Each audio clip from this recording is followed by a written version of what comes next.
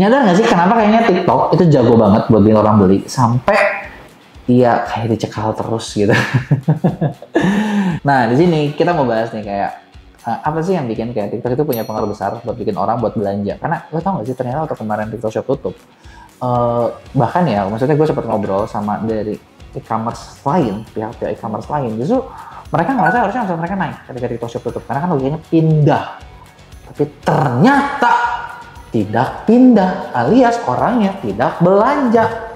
Gila nggak lo, 2 bulan, 3 bulan lo orang nggak belanja nungguin dia buka. Apa yang bikin TikTok Shop itu jago banget buat ngasut? Yuk kita bahas. Yang pertama, nah sebenarnya gini, yang bikin powernya kuat itu adalah TikTok bisa dibilang punya konten kreator yang jago. Banyak kreator-kreator yang kredibel.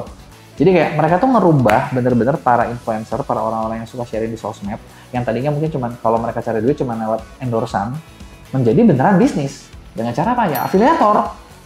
Gitu, kebayang nggak? Coba lu bayangin deh, kalau dari zaman dulu Instagram itu bikin Instagram Shop di mana orang-orangnya bisa langsung belanja, gitu ya, belanja langsung di sana, dikasih dapat langsung dari seller dan dibagi sama si Meta. Mungkin dari dulu itu udah lebih booming lagi, gitu. Secara bayangin aja kan, kayak Instagram banyak selebgram yang dibayar per post aja jutaan, puluhan juta, dan terus kalau misalnya langsung dapat komisi bisa gede banget, bener nggak?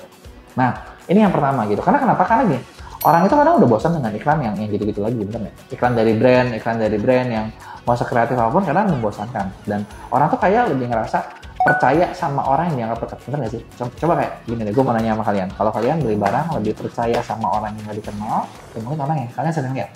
Orang yang kalian kenal, orang yang kalian percaya, bener nggak? Pasti yang kedua dong, bener nggak? Nah inilah salah satu poin utama TikTok, karena ya udah dipercaya gitu loh. Afiliator itu udah dipercaya sama si audiensnya, jadi kayak mereka ngomong apapun dibeli gitu. Dan ini beda banget sama e-commerce lain gitu. Meskipun sekarang kalau dilihat udah ada platform-platform lain yang mulai ngikutin nih, membuat kayak apa ya, influencernya sendiri dengan stylenya sendiri gitu ya. Nah tapi itu yang pertama. Nah kedua itu adalah adanya ngerasa kayak orang tuh ngerasa ada hubungan langsung gitu loh, hubungan yang kayaknya tuh emosional antara mereka dengan si influencernya. Bener nggak? Kalau kayak di Instagram kita kan bilang kayak, gue dapat nih review nih, baju ini bagus, gue beli pengen kayak si X, tapi belinya kan sendiri ngeluar, bukan si X yang, lu beli di sini sama gue ya, gitu. Bahkan sadar nggak sih ada influencer TikTok yang kayak kalau misalnya jual tuh kayak, lu kalau beli di live gue itu udah gue cekin, udah gue QC, jadi kayak itu kayak ngomongin juga sih dia yang QC, bayangin ratusan order kan nggak mungkin dia yang QC ya. Dia bikin konten aja udah ngabisin waktu banyak, nggak mungkin dia QC kan. Nah disinilah yang itu tuh sesuatu yang dimanfaatin banget sama TikTok dan itu kuat gitu. Terus ketiga, nah di sini ini juga ini enaknya hebatnya apa, karena selain mereka jago jadi influencer, mereka tuh menarik orang itu bukan sesuatu yang langsung gitu, tapi lewat konten. Jadi kayak soft banget gitu. Gini, kita harus sadar ternyata manusia itu kalau buat beli barang itu kadang butuh ketemu sampai 7 kali. 7 kalinya kalau misalnya kita pakai ikan konvensional, jadi kayak lu lihat di billboard sekali, nanti besok lewat lagi itu jalan, nanti besok lewat lagi, tapi bosen kan. Jadi kadang kita udah nggak ngeliat, butuh sesuatu yang terus-terusan, butuh sesuatu yang baru gitu kan. Nah TikTok bedanya itu adalah ketika dia narik orang lewat konten kayak gitu, mereka tuh nggak langsung seperti itu, tapi kayak kalian lihat dari ceritanya si A, gila ya, menarik ya kayaknya, terus ceritanya si B, oh iya ya, lihat lagi ceritanya si C, dan itu adalah orang-orang yang kita ngerasa kayak kita kenal, orang-orang yang kita ngerasa kayak kita dekat. Terus orang yang ngerasa kayak, oh gue kok nggak jauh kok kalau kayak gini. Bukan artis yang kalau kayak kita lihat di iklan konvensional kan. Artis apa kayak ini kayak, dia mah jauh di sana gitu, citranya. Dia terlalu tinggi, saya terlalu rendah gitu. Sedangkan kalau di si TikTok kayak, ini mah teman gue aja bisa pakai, masa gue nggak bisa beli? Nah, itu poinnya berikutnya gitu ya. Nah, sebenarnya hal ini ya menurut gue mau nanya nih, menurut kalian ini bagus atau jelek sih?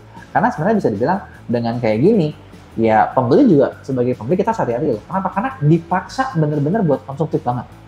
Coba kalau misalnya gue ngomong kayak gini, kita ngomong 10 tahun ke belakang, kalau orang beli handphone 10 tahun ke belakang berarti tahun 2010 ya, 2014 ya, orang beli handphone di harga 25 juta itu kayak udah sultan banget, bener nggak? 20 tahun ke belakang orang beli handphone 2004 berarti lu dengan beli dengan harga di atas 15 juta aja, 10-15 juta tuh udah wow, itu you must be CEO or something lah, bahasa jakselnya begitu. Lu bener-bener hebat banget kalau lu punya sesuatu seperti itu. Tapi kalau zaman sekarang, coba kalau kita lihat, anak SMA, anak kuliah pakai iPhone harga 20 juta, 25 juta, itu biasa aja. Gitu. Itu kenapa? Efek dari kayak apa ya, jadinya orang tuh jauh lebih konsumtif. Bener nggak? Orang jadinya lebih konsumtif, apalagi anak muda yang nggak bisa bedain antara iklan sama organik, mereka makan aja semua. Dan terus apapun yang TikTok rekomendasiin, itu dibeli. Gitu kan. Dan bahkan ya banyak juga kan yang melakukan apapun biar bisa beli barang-barang viral. Gitu kan. Belum lagi sekarang dengan banyak program pay later yang bikin ya orang jadinya lebih banyak utangan. Nah, sekarang gue pengen tahu menurut kalian hal-hal seperti ini apakah ini bagus? Emang sih kalau secara ekonomi bagus ya, duit berputar, bener nggak? Seller bagus, untung banyak. Tapi kalau buat generasi mudanya bagus atau jelek sih?